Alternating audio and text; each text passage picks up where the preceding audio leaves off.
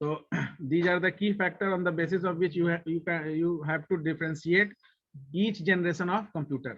Now peripherals में output device भी हो सकता है. Peripherals में ये स्टोरेज कैपेसिटी केवल आपको कैपेसिटी इन्हांसमेंट बताना है, एक्चुअल में कौन सा स्टोरेज डिवाइस वहां नहीं बताना है. Storage capacity is one of the factor.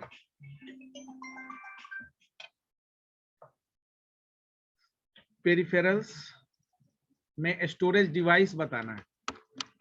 समझ में आ रही बात?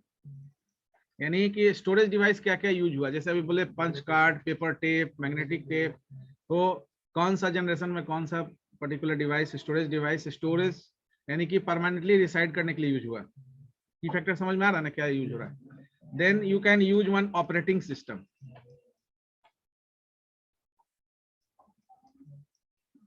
यानी कि व्हाट टाइप्स ऑफ ऑपरेटिंग, जैसे फर्स्ट जनरेशन में बोलेंगे bare operating system, no operating system is there. तो जनरेशन बाय जनरेशन कौन सा ऑपरेटिंग सिस्टम चेंज हुआ वो चीज आप यहाँ मेंशन कर सकते हैं. Next programming language.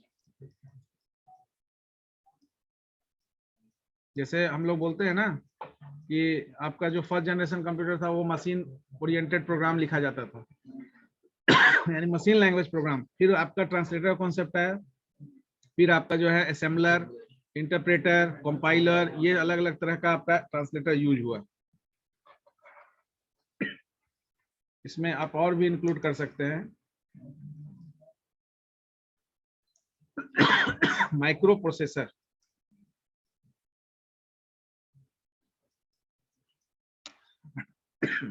कौन सा माइक्रो प्रोसेसर यूज हुआ, that is the generation of micro processor. First generation micro processor, second generation. तो जैसे आपका लैंग्वेज में है 1GL, 2GL, 3GL, 4GL and 5GL. ये आपका क्या है, this is the first generation language, machine language को कह सकते हैं. असेंबली लैंग्वेज को सेकंड जनरेशन कह सकते हैं. थर्ड जनरेशन आप इंटरप्रेटर और कंपाइलर को कह सकते हैं, या हाई लेवल लैंग्वेज को कह सकते हैं जिसमें कंपाइलर और इंटरप्रेटर यूज हुआ. और उसी तरह से फर्स्ट जनरेशन माइक्रो प्रोसेसर, यानी फर्स्ट जनरेशन कंप्यूटर में जो माइक्रो प्रोसेसर यूज हुआ, तो उसके बेसिस पर माइक्रो प्रोसेसर को के बेसिस पर आप डिफरेंशिएट कर सकते हैं. देन सबसे एक इंपॉर्टेंट फैक्टर है एप्लीकेशन एरियाज. एप्लीकेशन एरियाज, ये जो पॉइंट हम बता रहे हैं किसी बुक में नहीं मिलेगा. पहली बात ये आपका अपना होगा, ये जो आप बनाएंगे टेबल या जो भी डिस्क्रिप्शन होगा ये आपका सेल्फ होगा. This contents are not available with any book. So you have to develop your own contents by the help with the help of this factor. तो I think that कि ये 12 पॉइंट क्लियर होगा आपको. इसके basis पर आप differentiation शुरू कर दीजिए. Either you can use spreadsheet या एक्सेल शीट आप यूज कर सकते हैं, या वर्ड में टेबल बना सकते हैं. ठीक है.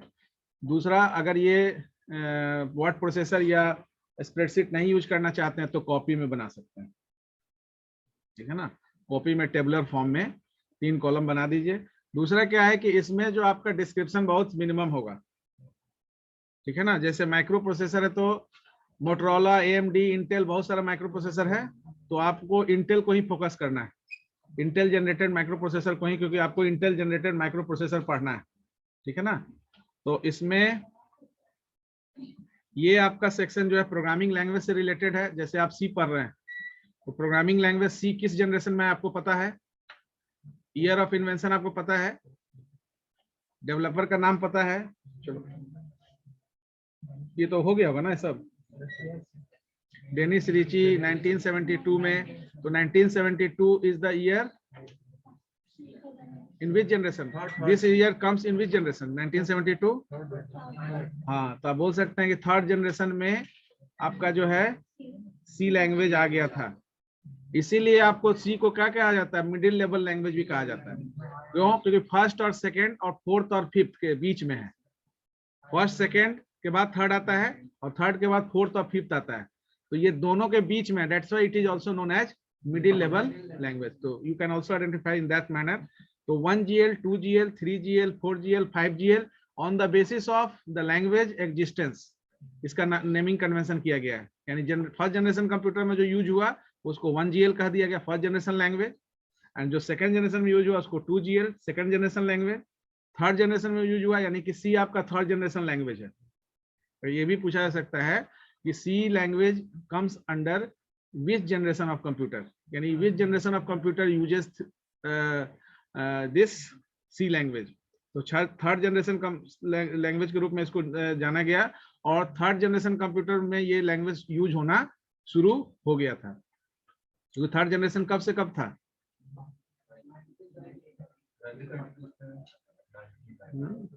42 से 54, 55 से 64, 65 से 74, यानी 65 में आ गया था थर्ड जनरेशन और 65 और 74 के दौरान ही 72 में आपका सी लैंग्वेज एग्जिस्ट हुआ। और सी लैंग्वेज के पहले बी और BCPL, यानी सी लैंग्वेज को भी बनाने के पीछे भी एक there is history, there is a story.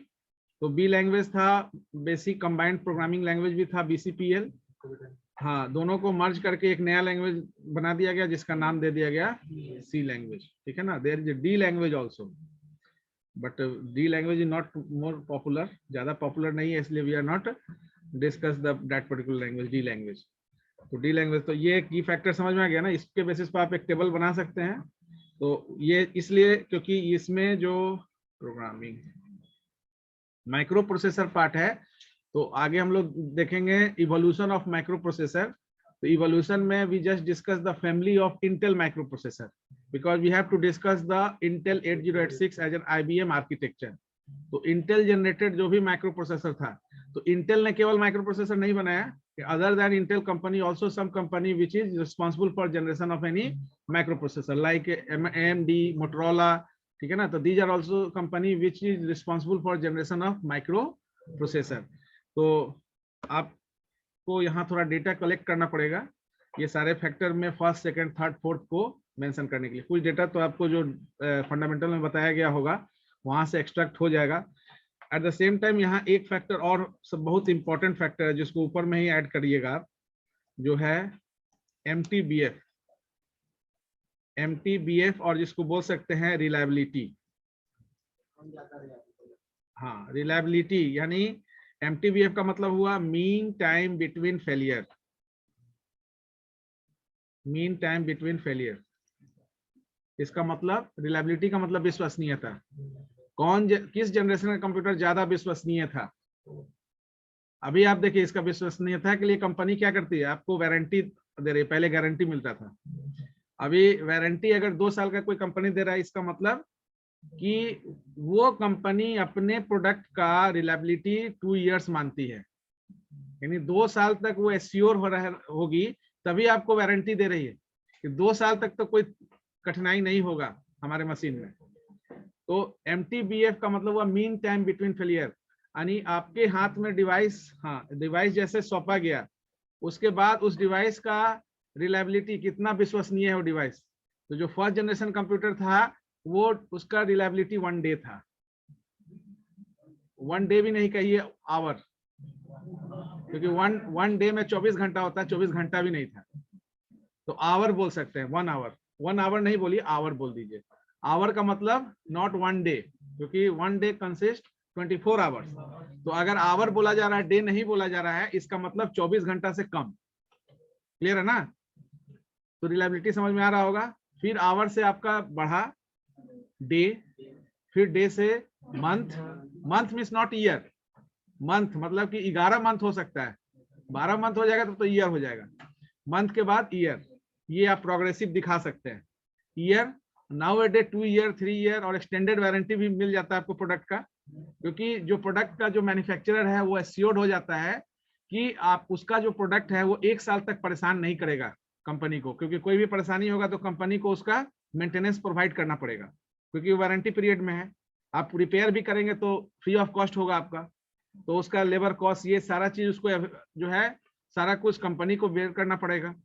तो ये सारा एश्योरेंस कंपनी के पास होना चाहिए कि हम जो प्रोडक्ट लॉन्च कर रहे हैं या हमारा जो प्रोडक्ट यूज करने जा रहा है कोई यूजर, उसको हम 1 साल का वारंटी दे रहे हैं, मतलब 1 साल तक हमको किसी तरह का वर्कआउट नहीं करना पड़ेगा हमारे प्रोडक्ट में। वर्कआउट कब करना पड़ेगा? जब हमारा प्रोडक्ट यूजर एंड पर जो है वो यूजर को परेशान करेगा। यूजर को परेशान होगा तो यूजर आपको परेशान करेगा। क्योंकि आपने वारंटी दिया है। तो डेट्स वाई ये ईयर बाय ईयर, तो ये बहुत इंपॉर्टेंट फैक्टर है कंपैरेटिव चार्ट बनाने के लिए। MTBF mean time between failure, और you can also say reliability part कि how much the computer is reliable in a specific generation. तो फर्स्ट जनरेशन से second generation, third generation, fourth generation, तो ये reliability of day, hour, day, month, year, ठीक है ना, and more than 1 year, ऐसा कर सकते हैं। 1 साल से अधिक का वारंटी रिलायबिलिटी पार्ट हो सकता है। तो ये कोडिंग पैटर्न बेसिकली हम लोग डिस्कस किए थे कि किसी भी इंस्ट्रक्शंस को हमारा डिवाइस और जो हमारा प्रोसेसर है, तो डिवाइस, किसी भी डिवाइस से जो भी आप डेटा दे रहे हैं या जो भी डेटा को देख रहे हैं, तो देने का काम इनपुट डिवाइस है और देखने का काम, व्यू करने का काम आउटपुट डिवाइस है। तो ये दोनों डिवाइस का कोऑर्डिनेशन उस कोडिंग पैटर्न पर बेस होता है। यानी आपका जिस तरह का कोडिंग पैटर्न मैन्युफैक्चरर उसको बेस करके जो आपका रिसोर्सेस इनपुट पेरिफेरल को यूज किया है, उसके बेसिस पर आपका पेरिफेरल इनपुट जो है वो इनकोडिंग और डिकोडिंग का ऑपरेशन परफॉर्म करता है। तो उसमें list of coding pattern use होता है, जिसमें ASCII एक स्टैंडर्ड फॉर्मेट है कोडिंग पैटर्न नाम American standard code for information interchange, because here we are interchanging the information which is human readable format is encoded into machine readable format. Again that machine readable format is convert, यानी कि decoded into human readable format, because human can view only the data or instruction which is readable mode in human readable format. तो readable mode में आपका human readable format में अगर होगा तभी उसको कोई भी यूजर रिकॉग्नाइज कर सकता है, नहीं तो अगर यहाँ 01 के फॉर्म में डिस्प्ले हो जाएगा तो कोई भी उसको रिकॉग्नाइज आप भी नहीं कर पाएंगे कि हमने प्रेस किया था क्या 01 के फॉर्म में है।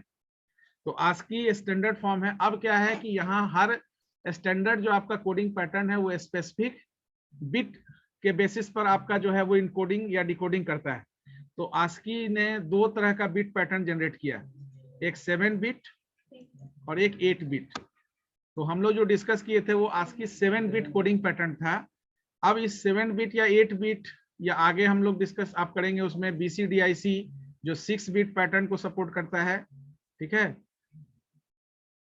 आगे आप पढ़ेंगे extended binary coded decimal interchange EBCDIC जो 7 बिट को फॉलो करता है। तो ये जितने भी तरह का स्टैंडर्ड कोडिंग पैटर्न है वो आपका पेरिफेरल से जो है कोरिलेट करता है, यानी पेरिफेरल उससे कोरिलेटेड होता है। तो ASCII 7 अगेन यहाँ पर हम लोग डिस्कस किए कैरेक्टर ग्रुप। अब ये कैरेक्टर ग्रुप क्या है, जैसे एड्रेस किसी भी तरह का सिमिलर टाइप्स ऑफ इंफॉर्मेशन को, जैसे रेलवे के एम्प्लॉय के लिए रेलवे क्वार्टर बना दिया जाता है, ठीक है ना। अगर कोई पर्टिकुलर इलेक्ट्रिसिटी विभाग में तो इलेक्ट्रिसिटी जो है अलग एक कॉलोनी बना दिया जाता है जिसमें इलेक्ट्रिसिटी केवल, तो कैरेक्टर ग्रुप या स्पेसिफिक कैरेक्टराइज कर दिया गया कैरेक्टर को, यानी जो भी अल्फाबेट है या डिजिट है उसको या स्पेशल कैरेक्टर है उसको कैटेगराइज कर दिया गया कैरेक्टर ग्रुप में। एंड अब इस कैरेक्टर ग्रुप में भी 2 सेक्शन कर दिया गया, एक जोन बिट और दूसरा जोन बिट। आपको पता है क्या काम करता है, डिजिट बिट पता है क्या काम करता है, जोन बिट क्या काम करता है, जोन बिट होल्ड करता है एड्रेस। मैंने ये भी बताया था कि इस क्लासरूम का जो क्लास रूम नंबर है वो आपका जोन बिट, और इस रूम में जो जितने क्लासरूम में जितने स्टूडेंट बैठे हैं वो सेम कोर्स से रिलेटेड होंगे। तो इस रूम को जिस कोर्स को अलॉट किया गया है उस कोर्स के सारे स्टूडेंट इसमें बैठे हुए हैं। तो अब ये जोन बिट आपका क्लासरूम का एड्रेस है, और डिजिट बिट क्या है, उस क्लासरूम के अंदर जो स्पेसिफिक स्टूडेंट बैठे हैं हर स्टूडेंट का अपना रोल नंबर है। तो हर स्टूडेंट का अपना रोल नंबर क्या है, उसका एक्चुअल उसका आइडेंटिफिकेशन है। बाय रोल नंबर जब कॉल होगा अटेंडेंस, तो बाय रोल नंबर आप अपना अटेंडेंस सबमिट करेंगे, ठीक है। तो digit bit always give you the value, actual value exist in a specific character group, and zone bit gives you the address where that character exists. तो यहाँ 1B is the address, and 1B में जो specific roll number आपके student यहाँ बैठे हैं that is the actual sequence of that particular data. तो that is the, अब ये जो 3 चीज है ये किसी भी तरह का कोडिंग पैटर्न में होगा। हमने एक एग्जांपल लिया था ASCII 7 का, ASCII 8 में भी यही चीज होगा, EBCDIC में भी होगा, BCDIC में भी होगा। अब यहाँ पर क्वेश्चन है कि जोन बिट वैरी करता है, डिजिट बिट वैरी नहीं करता है। डिजिट बिट हमेशा 4 बिट का होगा, ये क्लियर समझ लीजिए। डिजिट बिट हमेशा 4 बिट का होगा। तो अगर आपका कोई पैटर्न 7 बिट का होगा तो ये जोन बिट क्या होगा, 3 बिट होगा। अगर 8 बिट होगा तो जोन बिट क्या होगा, 4 बिट होगा। अगर 6 बिट होगा तो जोन बिट क्या होगा, 2 बिट का होगा। तो ये जोन बिट आपका वेरी करेगा according to the total number of bit pattern used in specific coding pattern. तो उसमें भी आपका जोन बिट केवल वेरी करेगा, डिजिट बिट तो 4 बिट का ही रहेगा, चाहे 8 बिट का हो पैटर्न, 6 बिट का हो या 7 बिट का हो। अब 16 बिट पैटर्न भी आ गया, यूनिकोड, ठीक है ना, there is a 16 bit pattern also. तो 16 बिट यूनिकोड पैटर्न भी है। ये हम लोग ASCII 8 बिट, 6 बिट और 7 बिट की बात कर रहे हैं। Nowadays Unicode is also used to integrate or correlate the particular peripherals with the system, system से कोरिलेट करने के लिए, यानी कॉम्बिनेशंस ऑफ इनपुट और आउटपुट को रेशियो को मेंटेन करने के लिए, ठीक है। तो इसमें आप कोई डाउट नहीं है। डाउट आपको क्या है कि जब आपका फंडामेंटल में ये डिस्कस होगा तो आप इसका टेबल क्रिएट कर लेंगे, ठीक है ना। तो टेबल क्रिएट करने में यही 3 फैक्टर आपका काम करेगा, एक कैरेक्टर ग्रुप, एक जोन बिट और डिजिट बिट। टेबल इसका ऑलरेडी अवेलेबल भी है ऑनलाइन, अगर आप सर्च करेंगे, फेच करेंगे डेटा, तो you can get the table of each pattern, ठीक है ना। By the help of that table you can analyse the data in the form of 0 and 1। तो हमने कुछ एग्जांपल दिया था, जैसे क्या दिया था, पिंक। तो पिंक, अगर हमने पिंक दिया था इसको ASCII 7 के बेसिस पर बताने के लिए, तो ASCII 7 पर बताने के लिए तो बेसिकली आपको हम पहले हम लोग बता दिए कि कोई भी कैरेक्टर आप इनपुट लेते हैं तो सब सारे कैरेक्टर का आपको जोन बिट और डिजिट बिट तय करना होता है। जोन बिट, तो इसको अगर हम लोग ऐसे लिखें, यानी कि अगर P को देखा जाए तो P का जोन बिट क्या है और डिजिट बिट क्या है, ठीक है। I को देखा जाए जोन बिट क्या है और डिजिट बिट क्या है। N का जोन बिट, डिजिट बिट और K का जोन बिट। तो सबसे पहले P A to O, यानी कि जो आपका 3 कैरेक्टर ग्रुप है A to O, P to Z और 0 to 9। तो 0 to 9 तो यहाँ यूज नहीं हो रहा है, ये 2 सेक्शन। तो P M N O P, O के बाद ही P आता है। तो P तो आपका कैरेक्टर ग्रुप यहाँ फिक्स है कि आपका जोन बिट जो है, हाँ, इसमें एक और चीज हम लोग जोड़ देते हैं CG, कैरेक्टर ग्रुप, ताकि और ज्यादा क्लियर हो जाए आपको। CG stands for character group, ठीक है। तो ये इसका कैरेक्टर ग्रुप है A to O। I का no A to O, P to Z, I का A to O और N का NO, A to O और ये भी, यानी केवल P to Z में है और P का सीक्वेंस पहला है। तो इसमें हम लोग देखे थे कि जो 4 बिट बनेगा A to O में 1 to 15 का, इसमें 0 to 10 का और इसमें 0 to 9 का 4 बिट सीक्वेंस। और A00 के लिए क्या था जोन बिट, 100, इसमें तो ये तो आपका फिक्स है, वेरी केवल डिजिट बिट करेगा। तो zone bit P to Z के लिए जोन बिट क्या हो गया, 101, ये 101। और इस A to O के लिए सबका क्या हो जाएगा, इसका मतलब है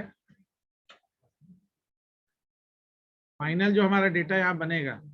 अब डिजिट बिट P का नंबर सीक्वेंस में कितना नंबर पाता है, यानी 1 नंबर पाता है।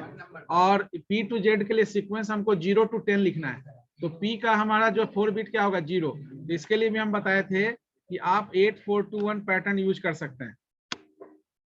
8421 पैटर्न में अगर 0 को रिप्रेजेंट करना होगा, यानी सबको ऑफ रखना होगा। इसका मतलब है कि इसका डिजिट बिट क्या होगा, तो फाइनली क्या हो गया, जोन बिट 101 और डिजिट बिट 0000। क्लियर है, ये आपका जोन बिट और ये डिजिट बिट है, zone bit digit bit. Same thing यहाँ पर देखिए, यहाँ पर 100 है A2O। A2O ग्रुप में आई का कितना नंबर पाता है आप बताइए, पीछे आई का सीक्वेंस कितना नंबर पाता है? ABCD काउंट करो, बैठ के बैठो 9 नंबर। तो ABCDEFGHI 9 नंबर। तो 9 के लिए बैठ जाओ, ठीक है सही। 9 के लिए 8 और 1 को ऑन करना होगा। तो इसका मतलब है n का नंबर कितना आएगा? n के बाद O होता है, तो 15 के एक पहले 14। तो n के लिए यानी कि 14 को रिप्रेजेंट करना होगा, तो ये हो गया आपका 1110। क्लियर है? और k का नंबर कितना आता है? KLMNO, k कितना आता है? 11। तो 11 के लिए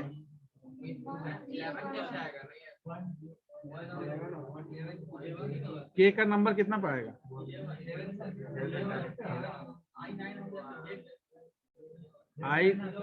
I 9 हुआ है, तो I के बाद JK हुआ, 9 10 11 होगा, ठीक है। 11 के लिए आपको कौन सा डिजिट ऑन करना पड़ेगा? 8421 यानी 1011। तो फाइनली आपका ये हो गया 1001001 1001110 1001011।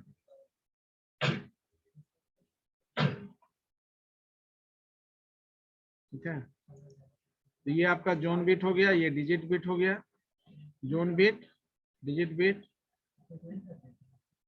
बस अब इसी को जैसे आप टाइप किए हैं पिंक, तो ये आपका लिखा कैसे जाएगा? ये लिखा जाएगा एक साथ, ये लिखा जाएगा आपका ऐसे। पिंक के लिए 1010000, आई के लिए 1001001, एन के लिए 1001110, और के के लिए 100 और लास्ट में 1011। तो ये 7 बीट का आपका जो है, यानी कि 1 2 3 4 कैरेक्टर के लिए 7 बीट का आपका 01 का कॉम्बिनेशन चेंज हुआ। अब इसी को डिकोड करना होगा। आपका इनपुट तो हो गया, अब आपको डिस्प्ले होता हुआ पिंक देखना है।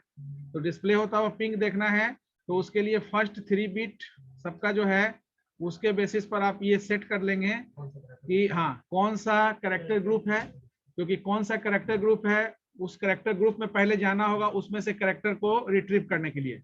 तो सबसे पहले 101 में गए, तो 101 में आप चले गए। 101 कैसे हो गया? 100 है ना? अच्छा हाँ, नीचे देख रहे हैं।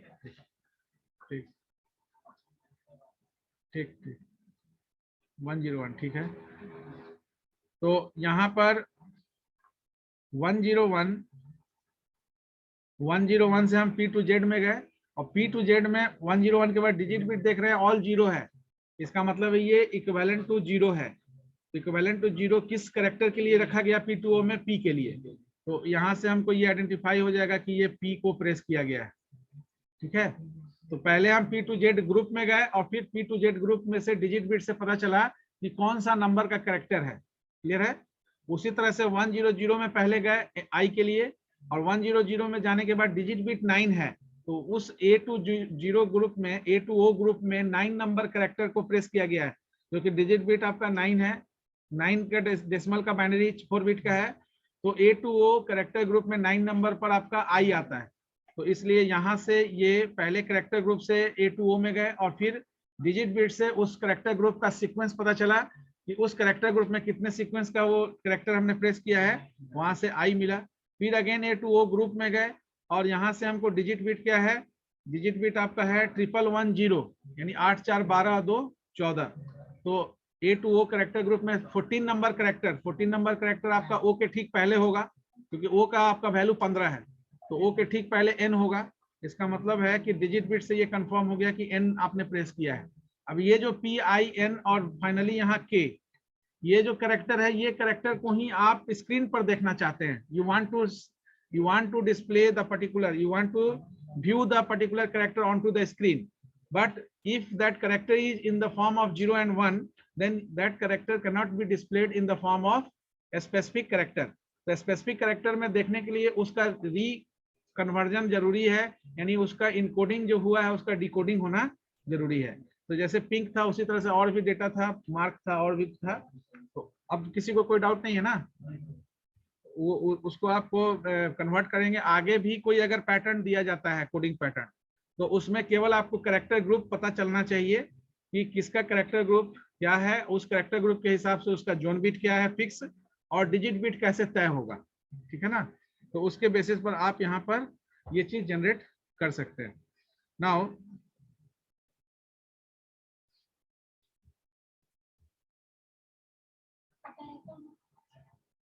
बोलिए, कैरेक्टर ग्रुप, हाँ कैरेक्टर ग्रुप तो निकालना नहीं है ना, कैरेक्टर ग्रुप तो आपको जोन बिट से ही पता चलेगा ना, बात नहीं करिए। कैरेक्टर ग्रुप आप जो लिखेंगे वो तो जोन बिट से ही ना पता चलेगा। अच्छा, ऊपर में जो कैरेक्टर ग्रुप लिखे थे उससे बोल रहे थे ना। ये जो कैरेक्टर ग्रुप आप ऊपर लिखे हैं यही ना, तो ये character group actually zone bit के बेसिस पर लिख रहे हैं। ये कैरेक्टर ग्रुप आपका, ये कैरेक्टर ग्रुप अभी जो करंट आपका जो कीबोर्ड से इनकोड करेंगे तो कोई कैरेक्टर प्रेस करेंगे ना, तो जो कैरेक्टर प्रेस करेंगे उसके हिसाब से कैरेक्टर ग्रुप पता चलेगा कि हमने P प्रेस किया है तो P to Z character group है, हमने Z प्रेस किया है यानी कि X प्रेस किया है, X को अगर टाइप किया है तो X का मतलब है कि P to Z character group का है। अगर ASCII 7 से पैटर्न से हो रहा है काम, तो कैरेक्टर ग्रुप यहाँ इस कैरेक्टर के हिसाब से हो गया। अब जिस कैरेक्टर ग्रुप को आप लिख रहे हैं उसका जोन बिट फिक्स है, तो जोन बिट आप पहले लिख रहे हैं ताकि ये पता चल जाए कि जिस कैरेक्टर ग्रुप का वो कैरेक्टर है, उस कैरेक्टर ग्रुप का जोन बिट यानी एड्रेस क्या है, एड्रेस फिक्स हो गया। अब उस जैसे इसके लिए हम लोग क्या बताए थे कि इंडेक्स जब हम लोग डिस्कस किए थे तो एरे डिस्कस किए थे, तो एरे में जब आपका पहला एड्रेस पता चल जाता है यानी कि पहले एलिमेंट का एड्रेस पता चल गया, तो रेस्ट ऑफ द एलिमेंट को भी हम लोग उसका एड्रेस निकाल सकते हैं। कैसे निकालते हैं बताए थे, बेस एड्रेस में ऐड करना होता है आपका वेटेज ऑफ द डेटा जो आपका वो एरे होल्ड कर रहा है, इंटीजर होल्ड कर रहा है, फ्लोट होल्ड कर रहा है, कैरेक्टर होल्ड कर रहा है, उसके हिसाब से उसका डेटा टाइप होगा, साइज होगा, और साइज के हिसाब से आपको मल्टीप्लाई करना है उस लोकेशन को जिस लोकेशन का आपको एड्रेस रिट्रीव करना है। यानी कि आपका जो एड्रेस निकलेगा वो उसका बेस लोकेशन क्या होगा, पहला एड्रेस को ऐड करते जाएंगे कॉन्स्टेंटली।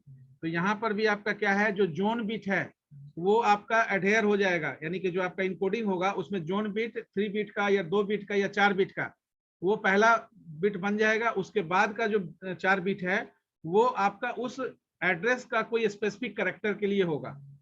तो यहाँ से कैरेक्टर ग्रुप P आप प्रेस किए तो character group P to Z हो गया, zone bit P to Z के हिसाब से हो गया, और जोन बिट जैसे ही हुआ तो P आपने जो प्रेस किया उसको उस जोन बिट के हिसाब से देखेंगे कैरेक्टर ग्रुप में कितना नंबर पर है, तो उस नंबर से आप फिर उसका डिजिट बिट निकाल सकते हैं। समझ आ रही बात।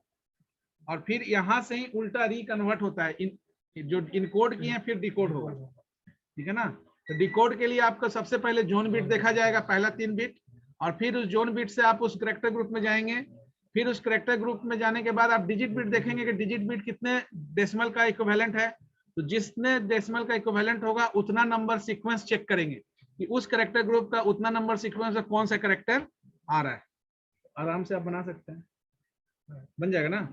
लोअर केस के लिए यही होगा ना, AO फिर PZ। हाँ, लोअर केस के लिए A to O P to Z। Special characters के लिए वही तो बताया कि वो तो पूरा लिस्ट है, वो सारा हम यहाँ हमने आइडिया शेयरिंग किया, वो लिस्ट आपको अवेलेबल है, you can download that list and use it, ठीक है ना।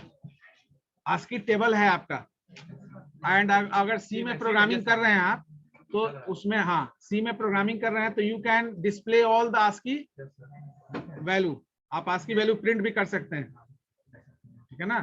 तो पूरा वैल्यू प्रिंट कर, अब यहाँ क्या है कि जब वैल्यू प्रिंट करेंगे तो वहां पर 2 सेक्शन है, एक प्रिंटेबल है एक नॉन प्रिंटेबल है, यानी प्रिंटेबल कैरेक्टर और नॉन प्रिंटेबल कैरेक्टर। तो जो प्रिंटेबल है वो कैरेक्टर तो आप देख लेंगे, ASCII वैल्यू तो सबका देखेंगे 0 से लेकर 255 तक का, लेकिन उस आस्की वैल्यू पर जो प्रिंटेबल कैरेक्टर जैसे ABCD दिखेगा, स्मॉल ABCD दिखेगा, कैपिटल ABCD दिखेगा, 0 to 9 दिखेगा, ये सब प्रिंटेबल है। लेकिन कुछ स्पेशल कैरेक्टर जैसे व्हाइट स्पेस व्हाइट ही दिखेगा, ठीक है ना।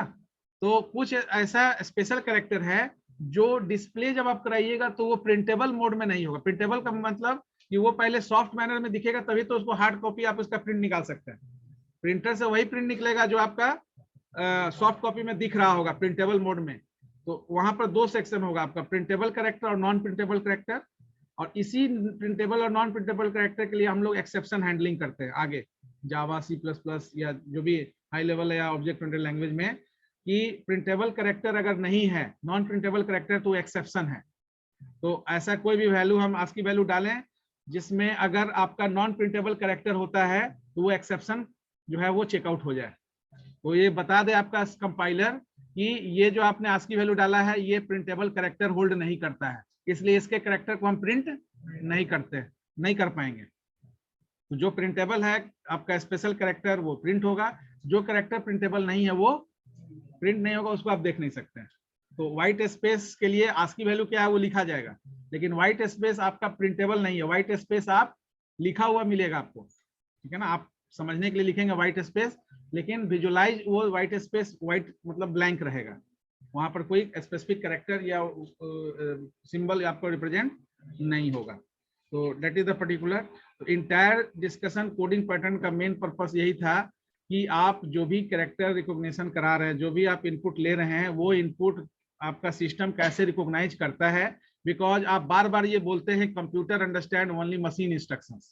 So whenever computer understand only machine instruction, then how can the entered character or entered value or variable through the input device is recognized by the machine? Machine कैसे इसको recognize करता होगा? So for that reason we discuss this particular topic. Any instruction is recognized by the system only in the form of 0 and 1.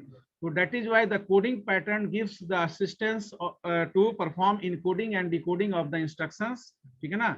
Whatever instructions submitted by the user, because user always submit the instructions in the form of human readable format or English like language, and that instruction need to be encoded, ठीक है ना, to proper recognition या for getting proper recognition from the machine. Machine उसको properly recognize कर सके, इसलिए उसको encode करने का जरूरत पड़ता है मशीन में। और वो इनकोडिंग का जो है वो तरीका किसके बेसिस, उसका बेसिस क्या होगा?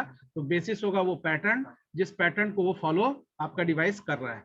तो वो पैटर्न आपका किसी भी तरह का हो सकता है, 7 बिट, 6 बिट, 8 बिट, 16 बिट, ठीक है ना। तो जिस तरह का पैटर्न का होगा उसके हिसाब से ये कैरेक्टर ग्रुप 4 बिट और डिजिट बिट आपका फंक्शनिंग करेगा। तो आई थिंक दैट कि इसमें किसी तरह का कोई डाउट नहीं होगा। और जैसे ही आप किसी स्पेसिफिक पैटर्न को देखेंगे तो उस पैटर्न में सबसे पहले ये जानने का कोशिश करेंगे कि इसका कैरेक्टर ग्रुप क्या है, क्योंकि आप जब सी लैंग्वेज पढ़ रहे होंगे तो सबसे पहले आपने कैरेक्टर सेट पढ़ा होगा, पढ़े ना।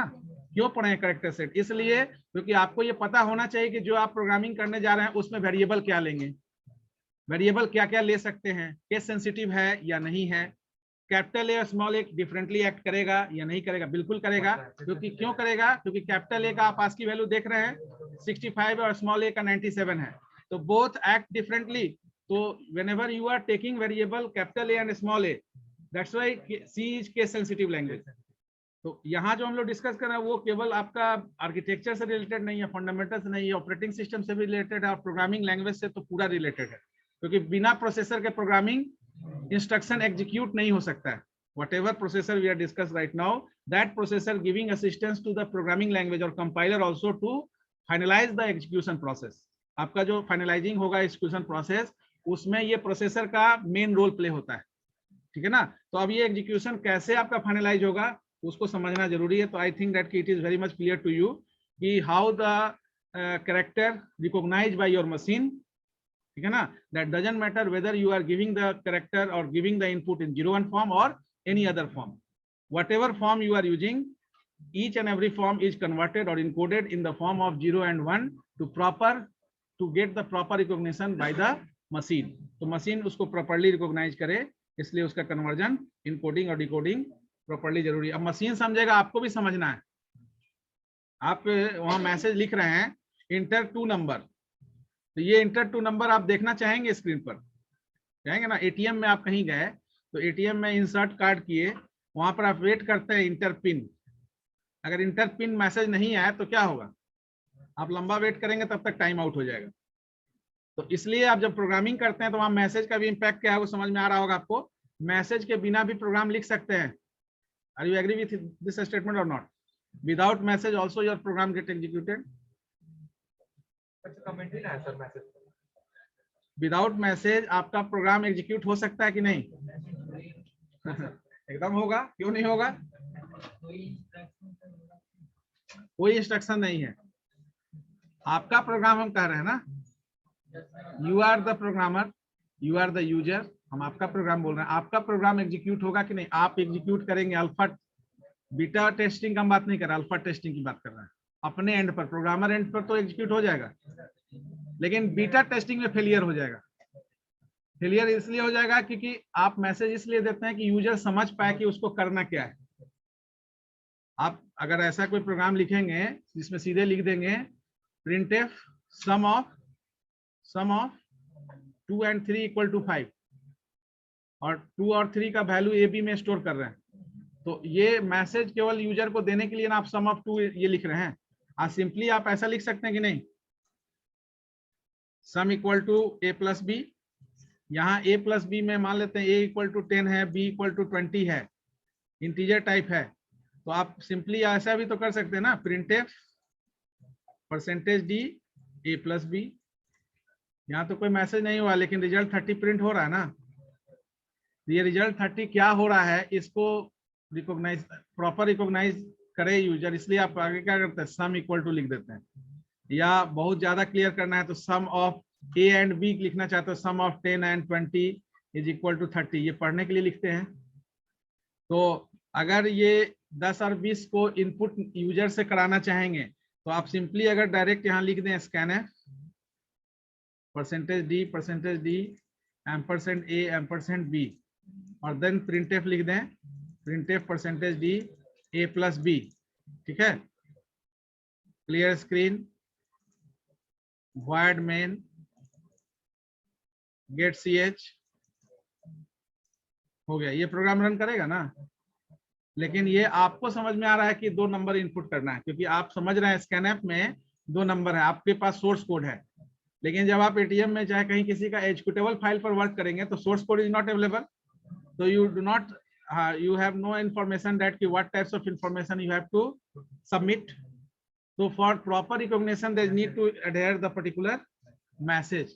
Without message user cannot recognize your operation, आपका ऑपरेशन नहीं, otherwise there is no need of message, message का कोई जरूरत नहीं। ठीक है ना, आपको चेक करना होगा अपने प्रोग्राम को, तो जरूरी नहीं है कि पूरा लंबा चौड़ा मैसेज लिखे हैं, ये सारा चीज लिख के चेक करें, ये इतना से चेक हो जाएगा। लेकिन जब इसी प्रोग्राम को आप हैंड ओवर करेंगे किसी यूजर को, तो यूजर को आपको बताना पड़ेगा इंटर पिन। अगर इंटर पिन का मैसेज नहीं आएगा तो यूजर बोलेगा कि अभी सिस्टम स्लो है। और ये अलग बात है कि यूजर ने प्रोग्रामर ने वो मैसेज देना भूल गया, इंटर पिन का मैसेज ही भूल गया। ठीक है, तो वो प्रोग्रामर तो आएगा अपना बोलेगा कि इसके बाद का यही चीज है, मैसेज डालना है और क्या है।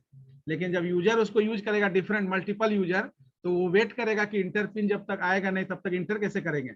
हो सकता है कहीं कुछ प्रॉब्लम हो जाए, चाहे कोई सॉफ्टवेयर में कोई एरर आ जाए, हम कोई बटन क्लिक कर देंगे तो वो वेट करेगा इंस्ट्रक्शन का। इंस्ट्रक्शन आ नहीं रहा है, क्यों? क्योंकि वो इंस्ट्रक्शन को प्रोग्रामर ने स्किप कर दिया है, भूल गया या जानबूझकर उसको ओमिट कर दिया है। आप भी कर सकते हैं, रन तो कर गया प्रोग्राम, बोले 2 नंबर जोड़ने का प्रोग्राम तो हुआ है, लेकिन ये यूजर कन्वीनियंस नहीं है। यूजर को इसमें सुविधा जितना देना चाहिए आपने प्रोवाइड नहीं किया है, तो इसमें एंट्री कर देंगे, एक लाइन जोड़ देंगे।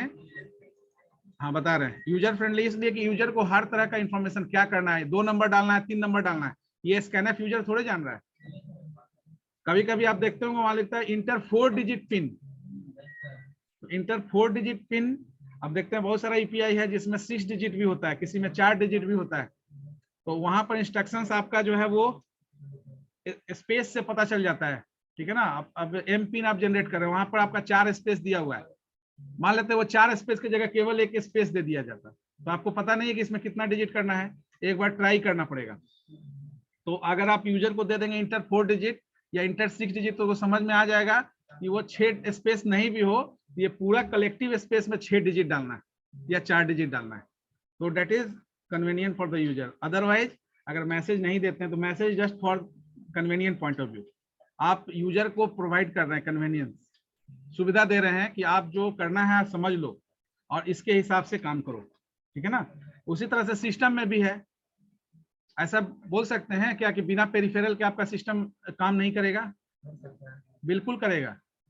बिना पेरिफेरल का मतलब बिना इनपुट डिवाइस, बिना आउटपुट डिवाइस, बिना किसी तरह का स्टोरेज डिवाइस एक्सटर्नल या इंटरनल। तो स्टोरेज डिवाइस तो फिर भी थोड़ा सा चाहिए, इनपुट और आउटपुट, पेरिफेरल का बिल्कुल जरूरत नहीं है। अब बोलेंगे जरूरत नहीं है तो क्यों यूज होता है, कोई बताएंगे क्यों यूज होता है? Why there is a need to include peripheral in your machine? Without peripheral your machine is नहीं कर पाएंगे, बिना पेरिफेरल के ड्राफ्ट नहीं कर पाएंगे सिस्टम का। हाँ, इसलिए कि प्रॉपर रिकॉग्निशन, प्रॉपर इंटरेक्शन नहीं हो पाएगा। आपको मॉनिटर क्यों चाहिए? आप जो कर रहे हैं, कीबोर्ड क्यों चाहिए? आप जो चाहते हैं वो इनपुट कर दे। माउस क्यों चाहिए? आप जो चाहते हैं उसको सेलेक्ट कर सके। यानी डेस्कटॉप पर जो दिख रहा है, तो ये क्या है? That is user convenient. ये यूजर कन्वीनियंस के लिए ये सारे डिवाइसेस यूज कर रहे हैं। अगर ये नहीं भी होगा तो आपका सिस्टम जब ऑन करेंगे बूट हो जाएगा, लेकिन आप नहीं समझ पाएंगे कि ये बूट हुआ क्योंकि डेस्कटॉप नहीं दिखेगा। सिस्टम ऑन हो गया, फंक्शनिंग में इंटरनल प्रोसेस भी चल रहा है, लेकिन now there is no any scope for you to submit your request. आप कुछ करना चाह रहे हैं तो आपको अपनी बातों को कंप्यूटर तक पहुंचाने का कोई रिसोर्स अवेलेबल नहीं है। तब आपको जरूरत पड़ गया माउस, तब जरूरत पड़ गया कीबोर्ड, ये डिवाइस रहेगा तो हम भेजेंगे। अब ये जब हो गया तब तरह के ये तो हम इनपुट कर रहे हैं, हमको पता कैसे चलेगा कि हमने क्या इनपुट किया? तब ये देखने के लिए मॉनिटर, डेस्कटॉप जो भी आपका है, डिस्प्ले सेक्शन का जरूरत पड़ गया। ये इसीलिए आप लिखते हैं standard input output header file. जो प्रोग्राम में एसटीडीओ लिखते हैं, ये इसलिए लिखते हैं क्योंकि आप बार बार स्कैनफ और प्रिंटफ यूज कर रहे हैं, बिना उसके काम नहीं चलेगा। लेकिन अगर कोई क्वेरी कर दिया कि whether your computer function properly, ठीक है ना, विदाउट पेरिफेरल, यस प्रॉपर्ली करेगा, बट यूजर इंटरवेंशन नहीं होगा, यूजर इंटरेक्शन नहीं होगा। हाँ, तो user friendly, user interaction, user intervention, user का कोई भी हस्तक्षेप करना, ये काम मेरे लिए करो, ये तभी हो पाएगा जब ये peripheral attachment is available. So you can also purchase the computer first, then in next month you think about the monitor, in next month you think about the keyboard, one by one you just adhere the component। आप धीरे धीरे जोड़िए, क्योंकि जब जब आपको होगा तो आप पार्ट वाइज, इसीलिए क्या है, असेंबल करा लिए कंप्यूटर, उसके बाद फिर कीबोर्ड, फिर मॉनिटर, फिर तो चूंकि ज्यादा कॉस्टली नहीं आता इसलिए सब चीज एक ही बार ले लेते हैं। प्रिंटर बाद में लेते हैं, क्योंकि प्रिंटर भी जरूरत है, लेकिन एकदम जरूरत है ऐसा नहीं है। बिना प्रिंटर के काम नहीं चलेगा ऐसा नहीं, लेकिन मॉनिटर के बिना काम नहीं चलेगा। वहां प्रोग्राम रन करेंगे तो हमको देखना जरूरी है, क्योंकि एरर आएगा तो हम उसको रेक्टिफाई बिना देखे नहीं कर पाएंगे। तो इसलिए ये सारे, हाँ क्या बोले, क्या फिर अगेन तो डिस्प्ले सेक्शन यूज कर रहे हैं ना, टीवी पर देख ले, ठीक है ना, लैपटॉप पर देख ले, टैब पर देख ले, कहीं पर देख ले, कोई भी प्रोजेक्टर पर देख लें, बट डिवाइस तो अटैच करना पड़ेगा। और वो डिवाइस आपको डिस्प्ले को कन्वीनियंस बना, आसान बना रहा है कि आपको देख पा रहे हैं कि हमने जो टाइप किया वो वहां पर इनपुट हो गया है। क्लियर है ना? तो नेक्स्ट क्लास में हम एक ये शेयर करेंगे